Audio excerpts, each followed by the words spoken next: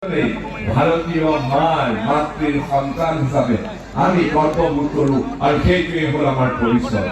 আমি ৰমাকান্ত দেউৰী ডাঙৰীয়া খুব সুন্দৰকৈ আপোনালোকক মই আপোনালোকক আজি এটা অনুৰোধ জনাবলৈ আহিছো। মই জানো যে যোৱাবাৰ দুটাবাৰকে 2019 চনত আৰু 2024 চনত মই আপোনালোকৰ ওচৰলৈ আহিছিলো নগাঁও লোকসভা সমষ্টিৰ কংগ্ৰেছ দলৰ প্ৰাৰ্থী হিচাপে। আপোনালোকে মোক হিয়া উদাৰি ভোট দিছিল, মই তাৰ বাবে কৃতজ্ঞ।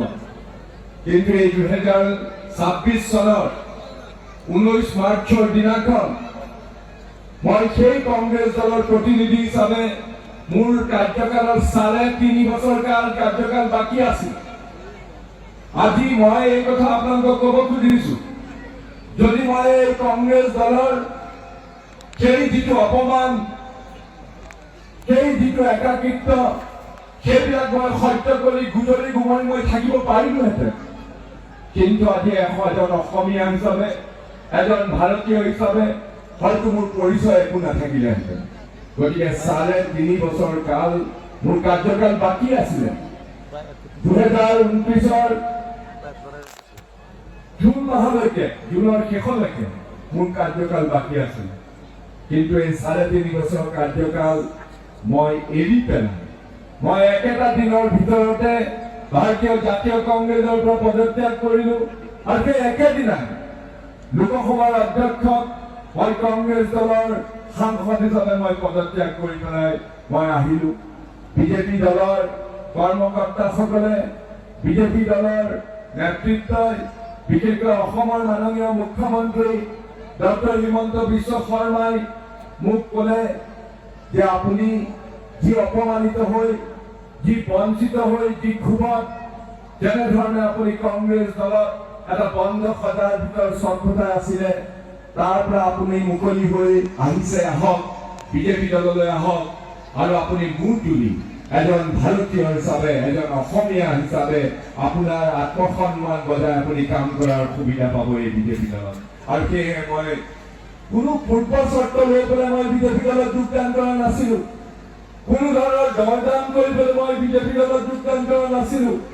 স্বতঃস্ফূৰ্তভাৱে অসমৰ মাননীয় মুখ্যমন্ত্ৰী, মোৰ এসময়ৰ সতীৰ্থ, মই ডক্টৰ হিমন্ত বিশ্ব শৰ্মাৰ কথাত, ভাৰতীয় জনতা পাৰ্টিৰ উচ্চ নেতৃত্বৰ অমিত শ্বাহ ডাঙৰীয়াৰ কথাত, ভাৰতীয় জনতা পাৰ্টিৰ সৰ্বভাৰতীয় সভাপতি শ্ৰী নীতিন নবীন দেৱৰ আশ্বাসত আৰু অসমৰ ভাৰতীয় জনতা পাৰ্টিৰ সভাপতি শ্ৰীযুত দিলীপ শইকীয়াদেৱৰ কথাত মই আত্মসন্মান বজাই ৰাখি এজন অসমীয়া হিচাপে, এজন ভাৰতীয় হিচাপে দেশৰ সেৱাত, সমাজৰ সেৱাত কাম কৰি যাবৰ কাৰণে কোনো ধৰণৰ পূৰ্ব চৰ্ত নোহোৱাকৈ আহি পেলাই মই বিজেপি দলত যোগদান কৰিছো। আৰু আজি সগৰ্বে মই আপোনালোকৰ আগত এই কথাই ক'ব খুজিছো যে হয়, মই ভাৰতীয় জনতা পাৰ্টিৰ এজন কৰ্মী। এই যিসকল কাৰ্যকৰ্তা আছে, আজি পীযুষ হাজৰিকাকে আদি কৰি সকলোৰে লগত কান্ধত কান্ধ মেলাই আমি এটা উদ্দেশ্যৰ সৈতে কাম কৰি যাবৰ কাৰণে সকলো আমি সৰুগত হৈ কাম কৰি যাম।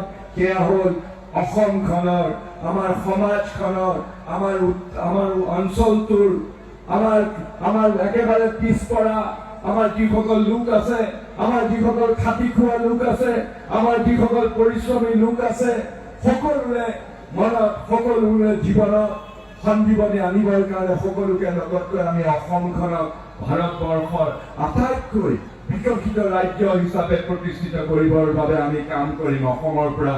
ঠিক যেনেকৈ আমি মূৰ তুলি পেলাই গোটেই বিশ্ব দৰবাৰত আমাৰ নেতাসকলৰ নেতৃত্বত, ভাৰতৰ মাননীয় প্ৰধানমন্ত্ৰী শ্ৰী নৰেন্দ্ৰ মোদী ডাঙৰীয়াৰ নেতৃত্বত, শ্ৰী অমিত শ্বাহ ডাঙৰীয়াৰ নেতৃত্বত, শ্ৰী নীতিন নবীন ডাঙৰীয়াৰ নেতৃত্বত আমি মূৰ তুলি পেলাই এজন ভাৰতীয় হিচাপে গৰ্বিত হৈ পেলাই ভাৰতবৰ্ষখনক অহৰহভাৱে উন্নতিৰ পথত আগুৱাই লৈ যাবৰ কাৰণে আমি কাম কৰিম।